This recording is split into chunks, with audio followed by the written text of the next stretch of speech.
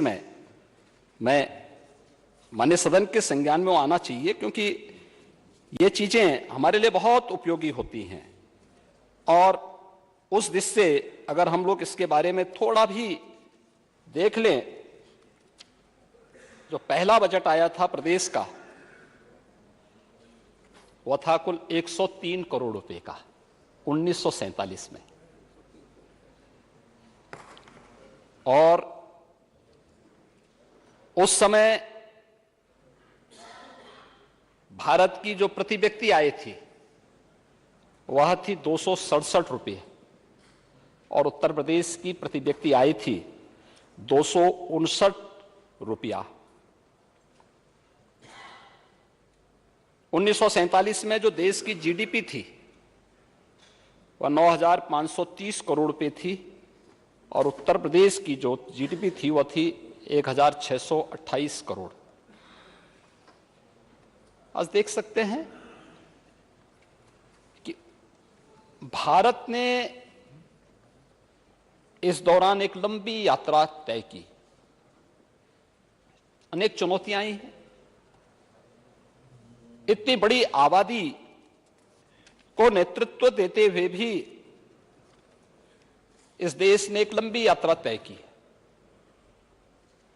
और लंबी यात्रा तय करने के बाद आप देख सकते हैं बहुत अंतर नहीं है। जब 1947 में देश आजाद होता है तो पर कैपिटा इनकम जो देश की है नेशनल एवरेज के बराबर ही लगभग यूपी की थी, लेकिन इन 75 वर्षों में हम कहां खो गए? 70 वर्षों में हम यूपी को कहां लेके चले गए? 2015-16 में जब समाजवादी पार्टी की सरकार थी तो समाजवादी पार्टी की सरकार के समय उत्तर प्रदेश की प्रति व्यक्ति आय नेशनल एवरेज का 1/3 रह गई थी। ये 1/3 रहना क्या साबित करता है? हम इसके लिए केवल आपको नहीं ब्लेम कर रहे हैं, आखिर कुछ तो कारण रहे होंगे कि जो एक 267 रुपये प्रति व्यक्ति आय देश की है और देश की उत्तर प्रदेश की 259 1947 में, क्या कारण है कि हम 16-17 में आते आते ये देश की प्रति व्यक्ति आय की 1/3 हमारी रह गई?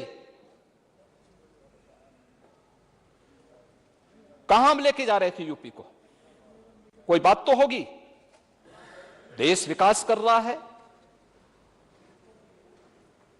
देश के अंदर उत्तर प्रदेश की हिस्सेदारी क्या थी 1947 में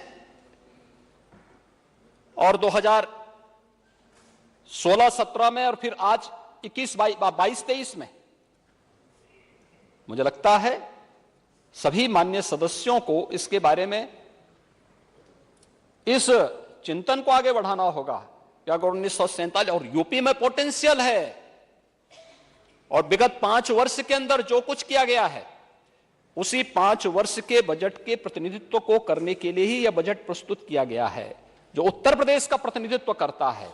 इसमें हमने कोई ये नहीं लिखा कि भारतीय जनता पार्टी की स्कीम है। ये कोई स्कीम पार्टी के नाम पे नहीं होती है, कोई स्कीम व्यक्ति के नाम पे नहीं होती है।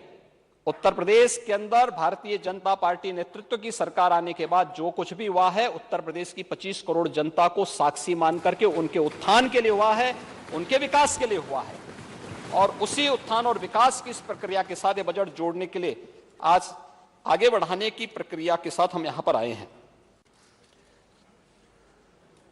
महोदय, जब तक हमारे लक्ष्य ऊंचे नहीं होंगे तब तक हमारी उपलब्धियां भी बड़ी नहीं होंगी, और लक्ष्य को कम करके हम बड़ी उपलब्धियों को हासिल नहीं कर सकते, कभी नहीं कर सकते। बजट का दायरा बड़ा है। 2016-17 में जो बजट आया था प्रदेश का वह लगभग 3 लाख करोड़ रुपए का था।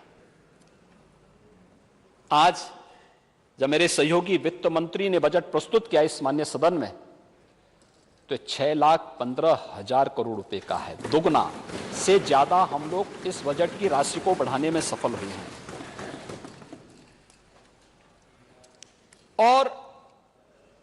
और ऐसा नहीं कि इस दौरान कार्य न हुए हों। महोदय, अगर मैं 2012 से 2017 के बीच देखें तो प्रदेश में जो विकास, जो पैसा खर्च हुआ वह 12,48,102 करोड़ 75 लाख रुपए खर्च किए गए। और 2017 से 2022 के बीच, मार्च 2022 के बीच में जो पैसा खर्च हुआ है, यह पैसा खर्च हुआ है 19,10,459 करोड़ 97 लाख। यानी अगर मैं बताऊं तो 6,62,357 करोड़ रुपए से अधिक की राशि उस 5 वर्ष की तुलना में इस 5 वर्ष में प्रदेश के अंदर विकास कार्यों के लिए, गरीब कल्याण की योजनाओं के लिए, अन्य योजनाओं के लिए ज्यादा खर्च हुआ है। और इस दौरान प्रदेश में हमने इस सदी की सबसे बड़ी महामारी को भी झेला है।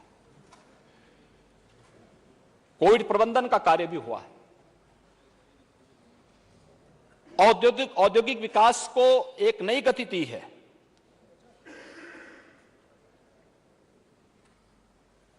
और इन सभी कार्यक्रमों के साथ अगर आप विकास की दर की बात कर रहे थे, 2021-22 की पहली तिमाही में जो प्रदेश की जीएसडीपी थी, उसकी जो वृद्धि दर थी वह 19.6% थी। 19.6% के हिसाब से हम उत्तर प्रदेश के विकास की दर को आगे बढ़ाने में हमें सफलता प्राप्त हुई है। महोदय, इस दौरान बहुत सारे ऐसे कार्यक्रमों को हम लोगों ने आगे बढ़ाने का कार्य किया है। 2016-17 के बजट में जब हम वर्तमान बजट की तुलना करते हैं तो दो चीजें बहुत साफ होती हैं। एक, 16-17 के बजट में आमदनी में से राज्य का जो कर था वो मात्र 29% था। यानी हम अपनी इनकम को नहीं बढ़ा पा रहे थे। और इस दौरान 5 वर्ष में राज्य का जो कर, यानी जो राजस्व जो बढ़ाया गया है, वह हम लोगों ने 36.5% का बढ़ोतरी इसमें की। यानी इतना हमारा ये बढ़ा है, बजट दुगना हुआ है।